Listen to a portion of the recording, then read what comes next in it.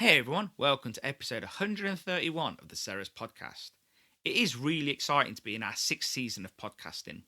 We've been really busy putting some great episodes together. In the meantime, we are putting forward some of the fish and chip industry episodes first because they're a bit time sensitive. But we have some really good ones coming from all different parts of the hospitality industry. Last week, we revealed something quite big for us that we were launching the Fish and Tips ebook. It's been around a week and there have been hundreds of downloads. We're just so impressed with how many people have downloaded it. We are really pleased with the initial feedback, but hey, not everyone's going to ring you and say, hey, this was amazing, and it's not going to float everyone's boat. But hey, if someone gets something out of a free ebook, then, I'm happy with that result. I'm not under the impression that this ebook will fix everyone's problems, but it's a guide. Feel your way around it, But if it does help you, then we're really happy for that. We are planning some episodes with some great people in the industry to discuss each chapter. It won't be just, hey, this is great, but it's going to be the pros and cons of each chapter and just delve into it a little bit more. Remember, the theme of the book is why survive when you can thrive. So go on, download it now. You have nothing to lose because it's free and lots to gain. This week has been pretty mental. The orders have been flying out. We've had pallets going to St. Nicholas, Colbeck's, Friers Pride, Tea Quality, you name it. They've all been getting their orders this week. And also the online shop is just phenomenal. Really happy with that. If you need anything that you can't get from any of those wholesalers, jump on our website, worldofceres.com/shop. You can get it next day. In this episode, we talk to Josette Foster, a regional director for the National Federation of Fish Friers. As well as her role within the federation, she also runs multi-award-winning shop Fish and Chips at Weston Grove. Which she started with her late husband Richard, who was fortunate enough to meet a few times before he sadly passed away in 2021. I remember meeting Richard and Josette when they first took over the shop. And it's weird because you meet a lot of people in this industry and everyone's got great ambitions. We're going to do this, we're going to do that, we're going to do this, we're going to do that. And, it's not that people are lying or they're exaggerating. It's everyone's passionate. Everyone wants to do that. But they did do all of those things, And as Josette says, I met her the day that Richard wasn't there because he was actually going to a hospital appointment. Or at a hospital appointment, shall I say. And that was a day when she was pretty flustered, bless her. And, but you know what? You do meet some truly great people in this industry. And I'm not suggesting for 1 minute that me and Richard were best friends. We were friendly. But Josette's a great person. You'll hear that on this podcast. You'll hear that, she's one of the good ones. And I really have a lot of respect for her. And they did overhaul that shop. And it is multi-award winning. And they've done very well. So a lot of respect, and a lot of respect for Josette for pushing on as well after Richard's death. This is Josette's first time on the Ceres podcast. Her enthusiasm and passion for the fish and chip industry is infectious. I love talking to her. She's a great asset to our industry. So, enough on that. I think now, listen to it. Let us know what you think. If you want to go to the Fish and Chip Awards, which is the purpose of this whole podcast, there will share a link in the episode cover or episode show notes. They will be there. It'd be good to have you there. I'm going, lots of other people are going, and like we say in it, you do in the podcast, that is, you do have to be in it to win it. I hope you enjoy this episode with Josette.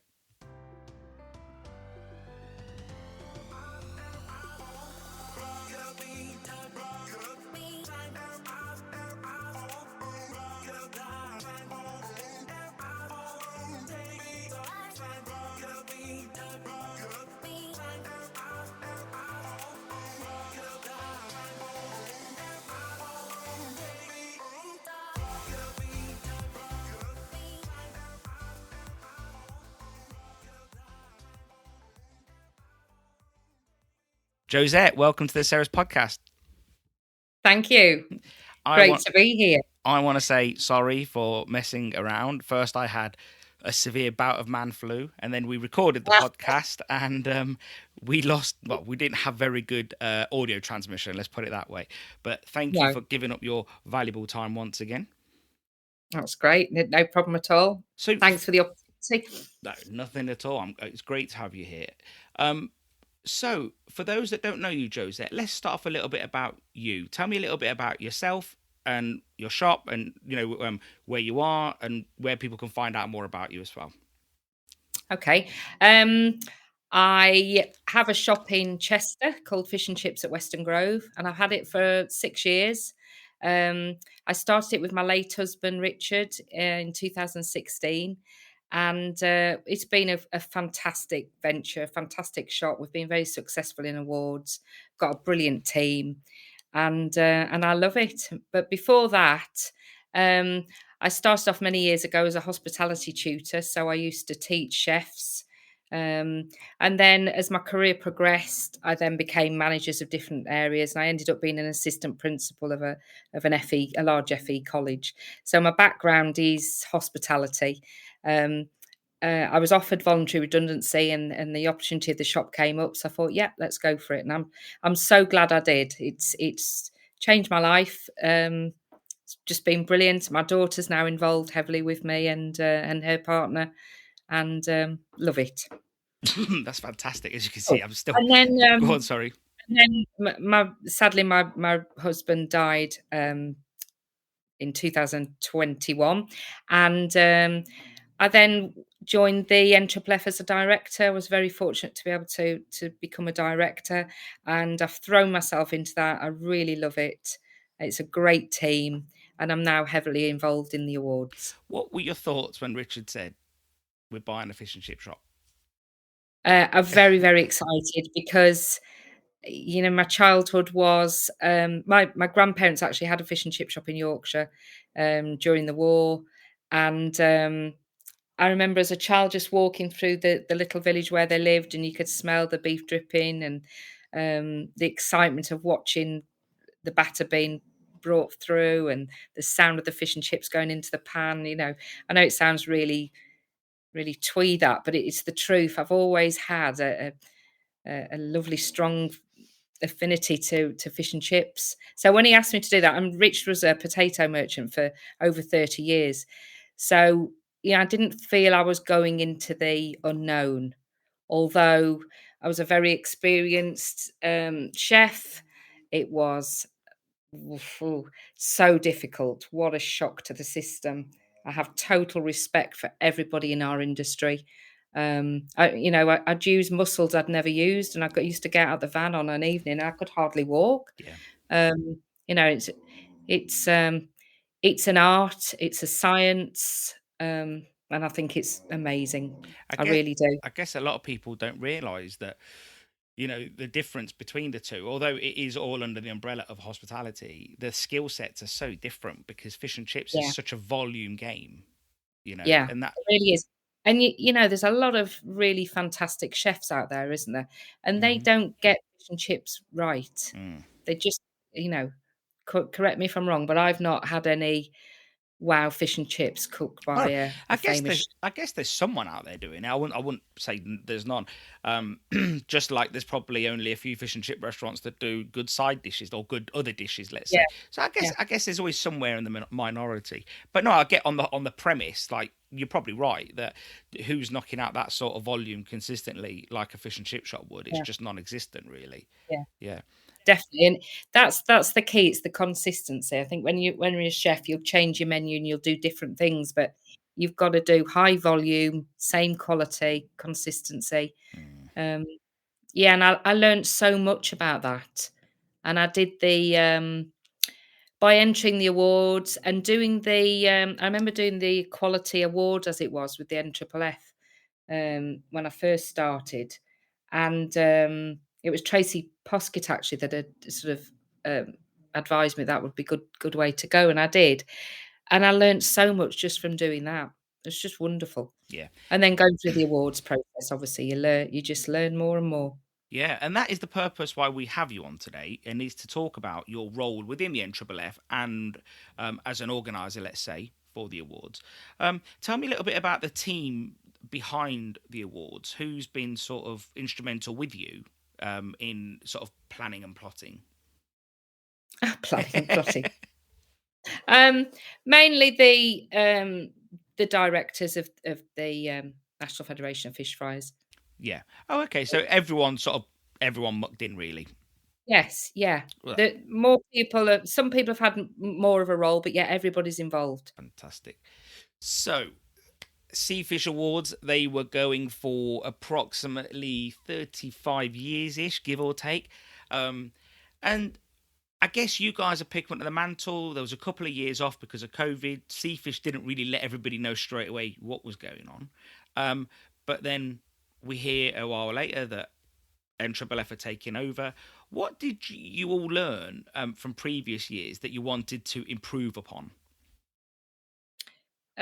You've said quite a lot there. I think, um, yeah, Seafish had no, and it was terrible when it, because we've all been through the mill, haven't we? With Mm. COVID, the cost of living crisis. It's been pretty bleak, and yeah, we were handed the mantle, and we're very proud to take it on, um, to be the custodians of it, because we didn't want it to go. Um, I think I must say here now that, I've been through the process with Seafish and the awards, and they did a fantastic job. The awards were excellent, very well organised, and always a brilliant event. And I remember the first time Richard and I went to the event. It was just what a fantastic event to go to. What an eye opener to see how big an industry we belong to, and we didn't really realise. And it's just, if anybody has never been, you must go, because it really is. You feel so proud to belong to such an industry. So I've got to say that Seafish, fantastic, and well done to them. Um, we wanted to really keep the DNA of the awards. Andrew Crook was very strong on that, to keep the DNA of the awards. Um, in terms of improvement, I would say it had become quite predictable. People knew when it was going to happen, how it was going to happen, who was coming, when they were coming. You could work it out. And I like the way that that's not there at the moment.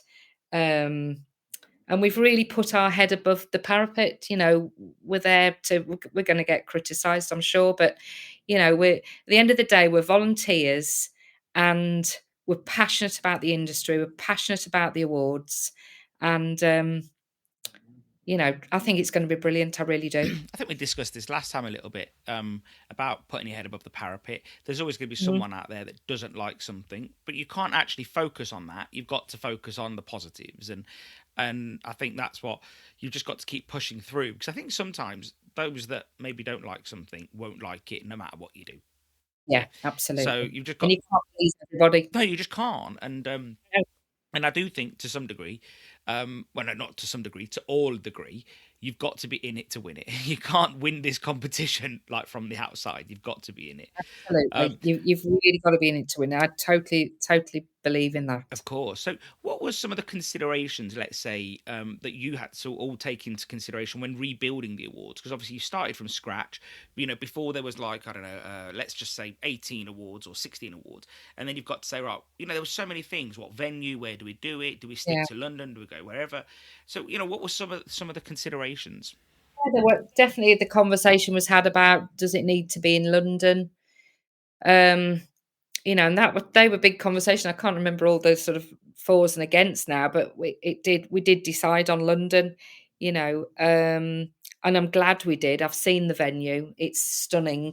It's on Westminster Bridge. You can see Big Ben out the window. It's just Mm. sensational, and it's sort of really putting us on the map, I believe. That It's very exciting. I remember I went recently to have a look at the hotel, and I was walking over Westminster Bridge, and I had my phone out, and I'm trying to see, right, where it says how it's going to be so many minutes walk or whatever. And then I lifted my head up from my phone, and I just burst out laughing, because Right it there. was just facing me, right in front of me. And I thought, wow, it was spectacular, the views. So very excited about that. Um, we then had to think about the categories. I'm pleased with the categories. The only one I'm really disappointed about is not having Young Fish Fry of the Year. Yeah. Um, that is something we've really got to going for next year. So What would that's high on the agenda. what would you say with that being so important? We've got a skill shortage in hospitality and probably even bigger skill shortage within fish and chips. It would have been good to see that because I think it is a great motivating tool for the younger generation. Yeah, yeah. What were the main reasons for that not being online this year? I think just timing. It was, it was all a bit sort of, you know, are we doing it? Are we doing it? And then suddenly, yes, we are the holders of it. We are doing it. It was all a bit, and I don't think we could set up that in time with the sponsors of it. Yeah, that makes sense. Again, yeah, it is one of those awards that would be really good to see back for definite. Yes, very much. Because I think it is missed. But what the awards that we do have: mobile fish and chips, multiple operator, best newcomer, field to fryer, staff and training development, fish and chip takeaway, and fish and chip restaurant. So that is what 8 is it? 1, 2, 3, 4. No, 7. So obviously, then we've got supplier. Oh, did I miss that one? Did I? Oh yeah. Oh, and the award for outstanding. So that's 1, 2, 3, 4, 5, 6, 7, 8. That's about 10. That's about 10 awards. Yeah, I totally forgot about those, to be honest. So that's a lot for us to be getting on with. It's and they're all, they're all well underway now, and it's been brilliant to see the caliber of the people who've entered and who have gone on further. And we're just talking about young people then, but I've got some very memorable parts of the process where owners of shops have put forward their team members, young team members, to be the ones that have spoken to us. And it's just amazing, the caliber of these young people, the future of our industry. And I think good on the owners for not, taking control too much. They trust these young people enough to empower them to represent their business, and I think incredible. And I look forward to seeing them at the awards. I really do. Yeah. So, what do you think in all of this? What do you think were the biggest challenges? Oh, I think a very big challenge. Not challenge. It sounds like we've been having bus ups. No bus ups, I promise. No, I mean challenges in terms of adversity or not like no fights. I know you're I know you're a northerner, but but a challenge of like working together with people that you've never worked with before on a big project. Yeah, is and we've all got different responsibilities, outside of this. So we've managed to get a really good team together and really good working relationships. But at first, that's it's a brand new thing and it's a really big job that's got to be done and got to be done well. They put me back onto the question. Challenges. Challenges, that's right. Yes, challenges. So thinking about what awards to do, we were talking about the venue had to be chosen. Yeah. We introduced a public vote. Mm-hmm. We're trialing that. The reason we introduced that was because we felt it had a good benefit to get staff involved, to be promoting the awards and for people to be voting for their shop. And I know from my own shop, the customers have a really big interest in it. How have you got on? When's the next level? Really wanting to know what's going on. So it involved them. I don't know if to carry on now about all the changes or talk about challenges. Go ahead, wherever you want. In terms of challenges, there's been we have got some amazing sponsors, really great sponsors, old and new, which was really exciting. But there have been some notable absences from the sponsors. So that was not a challenge, but that was sort of, made me and I understand. Just on that point, sorry to interject, do you think that's because of just like the financial inflationary stresses at the moment, or do you think it's a combination of let's wait and see also? Yeah, I think it's a combination. I think for some sponsors, they didn't get the award that they normally sponsor, So they didn't get involved for that reason, but they've been heavily involved in the judging process and have been a really valuable, um, you know, valuable member of the team, really. Yeah. And yes, I've said before, the timing of it. Are we going for it? Are we doing it? Yeah, let's go for it. People had set their marketing budget, so there were constraints there. But I do also think there's been let's wait and see. Yeah. And I do know that has been said, and then that disappoints me because, we're doing this for the good of the industry, to really promote our industry for everybody, not just the people who take part, but our suppliers, but everybody in our industry right across the UK. So, yeah, disappointed in those certain Well, companies, but well, hope I understand there are constraints. hopefully, then hopefully this year is a roaring success, and they see that, and then next year they were throwing their money at you, because that would be Yes, nice, wouldn't yes. it? Yeah.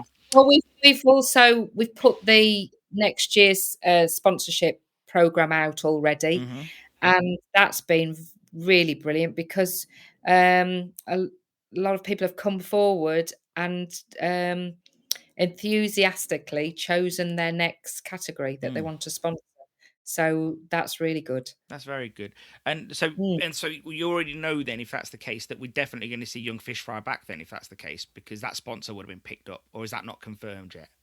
That's not Oh, okay. confirmed, but come hell or high water, I'm going to make sure. You're going to be knocking on doors. Yeah, I strongly believe in it, Yeah. and, I really do, and Yeah. so if you're a potential young fish fryer there, just, leave it with me, we're gonna go for I can just imagine you and Leslie knocking up at someone's door, to be honest. it. So, so across what that sort of 8 or 9 categories, how many applicants did you say that you? I know you mentioned it last time. How many applicants was there? We had, overall over 1,000 Yeah, applicants, and, we've spoken there about, we've had COVID, a change in the organisers, yeah, the new format, and I think people have been out of the habit of it. It used to become a yearly thing. You yeah, knew at that particular time of year you entered, and it was going to be all over by that, by the time they announced in that month. And I think a lot of people who um, may always enter may have waited to see, well, let's just see what the process is, because it's a bit of um, new territory really that we're not sure of, or it might be people are totally new to it and they're really going to see what happens this year. yeah. And I wonder, um, was that 1,000 unique entrants? So in terms of independent entrants, or was it 1,000 and maybe let's say one shop had entered 3 different awards? um Probably the latter. Yeah. Yeah, That's fine. I know. And Yeah, that is an astonishing number, though. Whatever anyone yeah. says, that is an we had astonishing number. 100 we had 140 for takeaway of the year, Yeah, that's which great. I was pleased with, and that, they were of really high caliber. And hopefully, like you say, next year, you start promoting it this year, obviously, but hopefully this year you get more applicants and more, Yeah, yeah, and I think we will. yeah, Yeah, and I guess the more people see something, the more they are curious and they think, you know what, I'm going to put my name down for that. And I think it's always good when someone sees an award concluding, because then you see the winner and then you can see how they do, and everyone likes to see that. So I do think, yeah, yeah. I know I'm bound to say, "Oh, the awards are brilliant," but, we started off in 2016. Richard was taken ill for the first time with cancer, and he was in his, and he said hotel bed then, hospital bed, and said to me, "I want that shop to be award winning." Now, you were with me that week, Stelios. You came to show Mm. me some products, and I was like, what do you call something in the headlights? Like a deer in the headlights, yeah. Yeah, I wasn't I? I was Mm. you know how, new it all was to me. I didn't even know how to switch the range on when Richard was taken ill. Yeah. So, and he said I wanted to be award winning. I thought, "Oh, no pressure." But, if somebody gives me something like that, a challenge like that, I think, "Right, come on, I'm gonna do it." And I did. And, we won Best Newcomer. And then we came 3rd in the UK the last time the awards were on. Now that's one hell of a feat, I think, Yeah. in 1 year to do that. Um, and I'm just saying there, the reason I'm telling you that story is, a lot of people might be too sort of scared to enter, thinking, "Oh, there's no way I could go up against whoever." But we went up against some very, very good operators. I've just had a look at on my Facebook. And it comes up in your memories on Facebook, and there was the map of the UK and all the fantastic shops we were up against in the top 10. And but the other thing is what it does for your business. I mean, my business sort of more than quadrupled. Um, and they can really invest in your shop as well and just go on and on and on. It's just brilliant to be on the map. I must. So I'm, I really encourage people to enter. Best thing I ever did. I do share that sentiment. To be fair, I think in 2000, and I think I was involved probably in the awards from 2004, maybe 2005, give or take, and then in 2007, I was sort of excited about it, and I don't think we got anywhere, but it's fine. But I'm not holding any grudges. But it was just, I think it is great though because it is something that gives you it's something that keeps you pushing forward, especially in a business where you are your boss, let's say, or you already don't answer to anybody really, except for like the VAT man and the bank manager. So you've got to keep pushing forward, and all awards have a way of doing that, and Yeah. everyone's fueled differently, I guess. But I think back then, one of the key differences was a few differences back then. So back then, when I first entered the Fish and Chip Awards, they gave you these little A5 papers, and a customer had to fill it out, put their address, and give you marks out of 10. And then at the beginning, I think that was really good. And then it seemed to have been abused. Some people used to sit down with a telephone book and just put people's addresses in and give themselves a 10 for everything. And then it was, Oh, yeah. So obviously, every system, there's not one system out there that won't get abused. I just don't believe yeah. it, So you think you've moved to something better, and the next thing you know, you figure out that someone's given away something to get better scores or whatever. And that's the nature of competition, I would imagine. Yes. Yeah. So, but yeah, it was interesting because the competition with Seafish did evolve all the time. And I'd imagine that this is going to remain fluid too. It's not, yeah, Absolutely. yeah.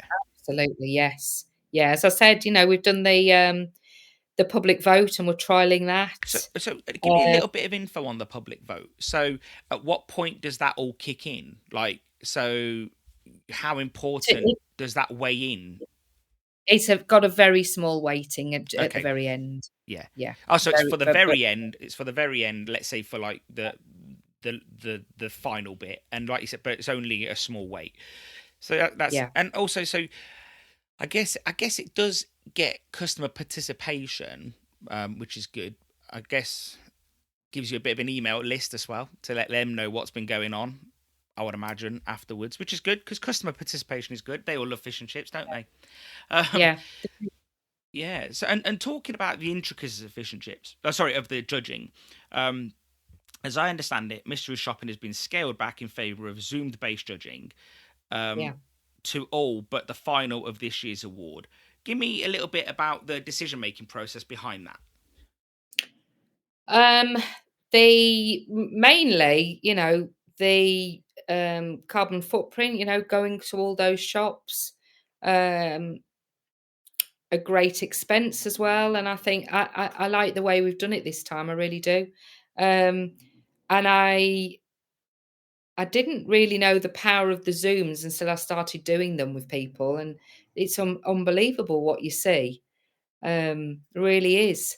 And everybody said that the judges that have been involved with that from different all parts of the industry, Yeah, they've all been, really wowed by how well the Zooms have run. yeah. I think What you see, what you shouldn't see and you do see, and it's brilliant. I get my only concern was, I think I mentioned this before, is that with Zoom, can a customer influence, not customer because I'm thinking of customers, can let's say the entrant influence what you see? Mm. What if they have like an old phone, or are they walking around on a laptop? Um, you know, when No, no, so sorry. no, that's right. So because when mystery shopping was phased into the Sea Fish Awards some years ago, most people thought that it added another element of fairness in terms of seeing a shop exactly as the customer sees it, rather than ready Yeah. prepared or prepared for a shop. Yeah. Because with Zoom, obviously, you can't mystery pop into somebody with Zoom, can you? It's not like, hey. You So there is an element of preparedness there, isn't there? can really, because I don't really know what you're going to ask to see. Okay. You know, But I we would. do say that, you're going to fry fish and chips, but they don't know what we see, and as we're passing things and what we'll ask them to open, and Because you know, to bring that back to the Sea Fish Awards, because that's all I have experience with, but I guess that's all most people have experience with until this point. I remember the pre-arranged visits. Everybody who was in that final 20, I think that was the pre-arranged visits back then. Might have even been 60, but I remember every shop I spoke to, they stayed in the shop the night before and they got everything spotlessly clean. There, yeah, if there was you know, a yeah, clean sponge left on the side, I mean, and it was clean, yeah, it got moved, like, And I remember, I got into work one morning at like 5 a.m. because back then it was Jim Hyam, and Jim Hyam was coming round to do the mystery visit, not the mystery visit, the pre-arranged visit, and. And he walks in, and can you believe the only thing I missed? He walks in and he goes to wash his hands. And you know where you put your hand under the flap to press the squeezy liquid? yeah. It was greasy behind there. And I'd cleaned everything. I mean, Oh, there wasn't. yeah. I know. I'm still annoyed about it now. But imagine, so I'd cleaned the whole shop, moved everything out of sight. And the last thing I Yeah, did was go and wash my hands and not think. And yeah. That's what I love about this bit. I love it, is that I have got a bit of a nasty streak in me. I used to involve Ofsted, and I like the way that nobody knows what's happening at the moment. I remember when we used to have mystery shoppers, and you knew you were going to have the mystery shoppers, and you'd be waiting you'd answer the phone within 2 rings, and you'd know the questions, whether it be, it might be, what oil do you frying, and then you'd be sort of a bit on alert. They're coming, and you'd know, and so I like the way we haven't got that Mm, you know I, predictable. I get And what. the other thing Go on. I like about it was, when you were trying to, everybody should be competition ready all the time, and it made it that, right, we're going to get a visit, so we all need to be doing this, and I like the way that I think that we're seeing some really great shops who are performing like this day in, day out. Yeah. Really shops that well-deserving shops that really, really deserve it. And I think they're brilliant, and well done to them for taking No, part. 100%, 100%. And I do think the only one thing since our last conversation, I do this thing where my brain just keeps regurgitating the same thing. It happens to me all the time. Like if I play backgammon too much, I just keep thinking of all the pins that are moving around the place. And I was thinking of the analogy of, imagine if an EHO booked their biannual visit to come to the shop and saying, let's do it over Zoom. I would imagine that it wouldn't be as clear picture as what we thought it would be. And I was trying to think of it from an EHO point of view, because a friend of mine in the industry used to be in EHO. He's got a chip shop now. And I did think to myself, nobody would like that. If someone got 4 stars, I don't even think they're stars, but if someone got 4 out of 5 for their EHO report and it was done by Zoom, I think people would have an issue with that.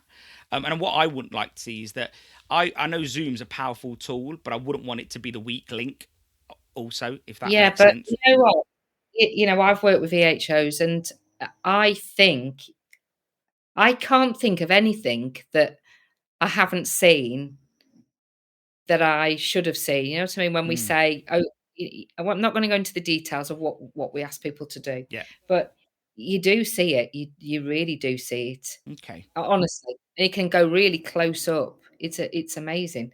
The other thing I really want to say as well is, when and I see this with people on Facebook in the groups, and they'll say that they've had a visit for an award. It might not be the Fish and Chip Awards. It could be, another award where they have mystery shoppers. And they go, and I lost a point because they said I didn't show where my potatoes came from. And I do. There's a sign with the variety and, where we get the potatoes from. And I think that's frustrating when you get these mystery shoppers that are just an agency of people that, they're not fish and chip experts coming into your shop. They are, yeah, they're pretending to be the public, aren't they? But they're not seeing things unless you wave it in their face. Here Yeah. you go. This is our potato I sign. guess I guess And I guess that's two different types of mystery shopping. I think there's getting a mystery dining company, which I've seen in other awards, and again I've got no experience with that, so I don't know. But then there was the mystery shopping that I sort of undertook when I was, and I can only give you my experience. I can't give you everybody's experience. I'm not that smart and I haven't spoken to everybody. But I remember working on a bank holiday Monday, and I genuinely thought to myself, it's not going to be today. Why would it be a bank holiday Monday? No one works a bank holiday Monday. And who turns up? Mike Pilley. Yeah. Mike, oh, yeah, exactly that, yeah, and I love the guy, yeah. So if he rang me and said I'm having another hip operation, pick me up, I'll go. yeah, But there is nothing worse than having Mike Pilley do your examination. I guarantee you this. Anybody listening to this that's ever been involved with any of the awards, I know that the thought of Mike Pilley coming to their shop petrified every single I've one of heard them. the rumours of the mirror on the stick. Oh yeah, there's the stick mirror. I've seen that firsthand. The bomb stick or whatever you call it. I mean, but to be fair to him, the reason he does that, I think, is because he's got a bad back. Yeah, so I mean, I guess me or you would just get on our knees and look under a fridge, but he's thinking no. But then I might not get that up again, yeah, but yeah. he had white gloves and he was checking the seals of the fridge. He was what was the other thing? Yeah, white gloves checking the seals of the fridge. There was another thing. Oh yeah, a UV light. So he switched off the lights in the back room and he checked the fridges and everything. And at the time, I'm not going to lie, I thought, bloody hell, like I hate this guy. And I think I told him this afterwards. But and if he's listening to this, he'll know all this. But it was such a thorough job. I think that day he was there for 7 hours. And I just don't think, and maybe it was too much. Maybe some people hated it that much that they don't want to talk to him again. I'm sure there's some of those people out there. We will be That's right. getting feedback from the people who've been through the process. There's a learning thing for us so we can improve. But it'll be interesting to see what they think. And then the doubters will go, well, they're bound to say that. I'd imagine, there is that too, though, isn't there? Because if you have a motive and your motive is that you did really well, for argument's sake, then you're going to say, well, I don't want anything to change because I did really well this year. Why would I want change? But I do think as the competition grows, if let's say you've got 1,000 entrants and 140 just for the main award, that's not to denigrate the other awards. But let's say next year that doubles and triples. Well, how do you differentiate between all those shops? And that's probably when you need to say, we need people in boots going there and checking these things. Yeah. So that's just my opinion. Again, it's interesting. It is interesting. I love passing all this out because you guys would have been really racking your brains to get this right. And also, what is right now doesn't mean won't evolve to what's right tomorrow. And I'll tell you what's great about it. I heard last night about one of the mobile finalists had put on their Facebook something about, they've had national inquiries for them to go and do gigs down wherever.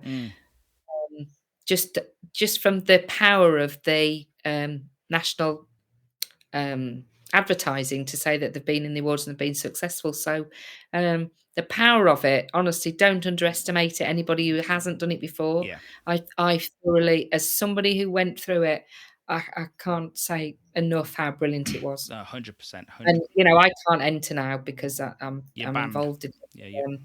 Yeah. And I think in terms of what's happened to me in my life with losing Richard, I think it's a new era now for me, and it's time for other people to enter. Yeah. And I wish them all the luck in the world because it's just wonderful. No, it makes of course. And for me, I'm a big proponent of all awards. Just everybody needs to get involved. If it gives them motivation to do better, if it motivates the staff, because remember, staff need something to fight for too, don't they? Yeah, mine are they're proud as punch, and what it does for their CVs as well. And I've got students that have gone on to university, and it was part of their personal statement to go on to university. Yeah. I had one girl who got into the Royal Navy. She pulled the Queen's gun carriage at the funeral. She was one of the first women ever to do that. And I remember her application for the Royal Navy, and it was included. Oh, Award-winning shop, and so it's powerful stuff, and especially for young people in our industry, it's brilliant. yeah. And again, that is really why it'd be great. And I know you're on the side of this, and so is everyone at the NFFF. We really need the young fish fry one back, really. I think Yeah, it just yeah, motivates. Um, yeah. so I've just got some notes here. Again, we're just carrying on. So 140 entrants. Um, um, so just one last one about the mystery shop. So, was it the last 20 or the last 10 that got a mystery shop? Because I wrote it down in my notes last time and I've totally lost it. I'm trying to think now. Last 10. Okay. So would you say, now with your early feedback, do you think that's something you expand to maybe last 20? Or would you still leave it based on what you know? Or is it still too early to conclude? Too early to conclude, but I think we've got it right. Yeah, okay. The hunch is that you've got it right. And Yeah, it is. We see a lot on the Zooms, yeah. We do. And what about other main categories like the restaurant one, the multiple, and the best newcomer? Was there a mystery shop element for that as well? Yes. Yeah. Okay. Yeah. Newcomers, I've got to give a shout out for the newcomers. Brilliant, very, very strong this year. Yeah. And the stories that that the people have got behind their new industries, and you think these are people who've started during COVID, frightening times for them, and yet they've entered, and they've just wonderful. It's been great seeing lots of new shops opening. Yeah. Let's say post COVID and through the inflationary period, because if you can make it through those two times, although COVID was probably better for some shops than worse in some ways, but the inflationary period is always going to be difficult. If you're ringing up your gas company and they're telling you X amount of unit, which is 10 times more than it was 2 months ago, and you're just about to open a business, that's scary times in itself, isn't it? So very exciting newcomer. If they can make it through this, then they'll be flying in a few years' time, won't they? Yeah. Restaurant category is extremely strong. Yeah. Another exciting, really good category. They're all great. Field to fryer, wonderful. Field to fryer always struck me as one of those. It almost is covered in the main award too, isn't it? The sort of criteria. Yeah, but this is really gets really in great detail about the potatoes, and you see the power of people going to the Isle of Ely open day, and the knowledge that they obtain and how they grow and change because of that. Yeah. Very, very, I'm very excited about that award. And I think it is really good because if it teaches people about, well, not teaches people, but if it shows that people have learnt enough about their potato sourcing and quality and so on, that's got to be a net benefit, hasn't it? Yeah, it really has. And the restaurant, the sponsor for restaurant this year is Icelandic Fish, and they've been involved in the judging, and it's been great for them to see, what goes on and the standards we've got, and they'll be at the awards. Yeah, that's great. There's also going to be a sponsors event the night before the awards at the Houses of Parliament, which is really exciting. So looking forward to that. That sounds great. And actually, when we spoke last, I wasn't sure if I was going to be there, and I might actually be there now. I'm not 100%, but it's more like 95% now. So great. You can kneecap me when you meet me in person. I want to say as well that John Moeller at the Cod Scallops, they were the winners last time. And they were the winners, and then they went through the terrible COVID period as they'd won. And what we are doing is getting advice from previous winners, so like Miller's and Crispies, and getting some advice for the potential winners this year, so that they are well prepared and supported. And there's going to be a lot of support for them after the So, awards, so so it's they're not almost like just there'd be a bit more like informal mentors, maybe. Would you say? yeah, Yeah, that's good. yeah. So it's things like, you win, you end up going on telly the morning after, and then you've got to race back to your shop, and there's queues out the door. How do you prepare for that in terms of staffing and stock levels? And Yeah, and it's you need that advice of previous winners, I believe. So yeah, so that's going to happen. But support so they're not left high and dry after the awards. makes The sense. main sponsors, which is the Norwegian Fish Council, they're really going to support the winners afterwards. There's a fantastic prize at the end, which I'm not going to announce because I just leave that Just up to them. I'm not going to okay. steal their thunder. But there's big talks about post awards and how people will be supported and how we'll really capitalise on the results for the whole of our industry. Yeah, fantastic. Um, to clarify, you've another thing you've sort of tweaked a little bit is where in previous years with Seafish, everyone would do, well, the finalists would do a presentation to the like a group of judges. Tell me how that's different this year because that's now been scrapped. Yeah, and I've had to do that, and it's awful. Yeah, it's really, really awful. Standing in front of a room full of people. Yeah, we even went into a park sort of an hour before and just reciting it and practicing. Yeah, you're doing it in your sleep. What's happened now is they're not going to have to do that awful presentation because it was awful for many people who weren't used to public speaking. I mean, I am, but it petrified me. And they'll do a video now, a 5-minute video that's not professionally done. It's got to be home done. Ah, Because that was another thing, and I was a finalist and had to do the presentation. You think, I know some businesses spent a lot of money having it all professionally done, yeah, and if you haven't got the money to do that, it's I felt unfair, yeah. or you feel as it is. Well, I You guess don't know so. what you're doing. Yeah. So there's not that. It's just a 5-minute video, and then they will be judged by a panel. And those panels won't be together. It's done remotely. They don't know who each other is. Hmm. So there's no sort of conferring or, um, I guess. and it'll go with lots of other bits of information Yeah. that have I see. been Like gathered along. supporting evidence, let's say. Yeah, yeah, yeah, yeah. So So that's exciting. yeah, That's again, it's nice to see something different. That's definitely. yeah. I don't mind standing in front of people talking. I can talk anywhere, as anybody would tell you. But, Mhm. but I do think, yeah, it's nice to see the difference, and you guys will evaluate whether it was better or worse, I guess. It's also great. Yes. It's great to see the NFFF taking these projects and hopefully maximising them. Obviously, now you've got the quality audit under your roof. You've got, which has been for a while anyway. See, I remember Yeah. quality audit. I remember the new name. And obviously, you've got the awards under the. Accreditation. Sorry. Yeah. Quality Oh, accreditation. sorry, quality accreditation. I got it wrong. I gloat. But is there a risk, do you think, that the NFFF is juggling too much? Because obviously, you've all got limited resources. You're volunteers. There's only so much you can do. Is that a worry?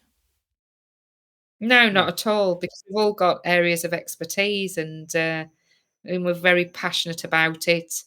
And no, no, not at all. Good. It's I don't think there's too much there. I mean, if anything, we need to help Andrew more. Andrew does a hell of a lot, as you know, in lots of different areas. But yeah, we're a good, strong team from all over, lots of experience.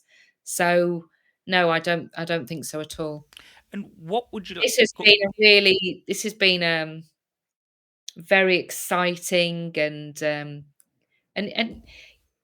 we're so proud to be the custodians of it. We who better to do it? We're so passionate about it. We Mm, we really want it to do well. yeah, no, of course.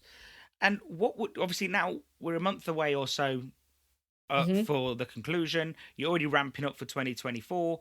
What would you like to see for 2024? Um, young fish fryer, Yep. definitely. Um, just to I don't know, more people entering. Yeah, I want to see some more fresh names. It's been great this year to see some really new names cropping up and thinking, "Oh, where are they? That's interesting." Some new stories, and yeah, more of that. I'm looking forward to getting feedback. I'm looking forward to giving feedback, which we will do to everybody who's entered, um, and building upon that and building on the success of it. But definitely young fish fryers, really getting our teeth into that. Yeah, definitely. That sounds amazing. And Josette, is there anything I should have asked you, or an opportunity for you to say something that I may have missed? Would you like to say something, or have we covered everything? Think we've covered everything. Yeah. I'm just thinking. Um, it's just a thank you really to the people who have believed in us, who've got behind us. Um, I've met some, I've made some new friends, people in the industry that have really got involved with us. The feedback from them is excellent, and I'm sure that'll be shared with people. So it's to thank the people who've really got on board, and especially the people who've entered. Good on you, and all the very best of luck to you all. Fantastic. Well, on that note, Josette, thank you so much for your time. Yeah, thank you. Thanks for the opportunity. And we'll talk again soon. What did you all think to that episode with Josette? If you want to give me your feedback, be sure to send it over. I absolutely love hearing it. The last few episodes, everyone's been sending me loads of messages afterwards, which is absolutely fantastic. Jump over to thewildofcerros.com/shop to download your free copy of Fish and Tips ebook. Like I said, 27 chapters of absolute goodness.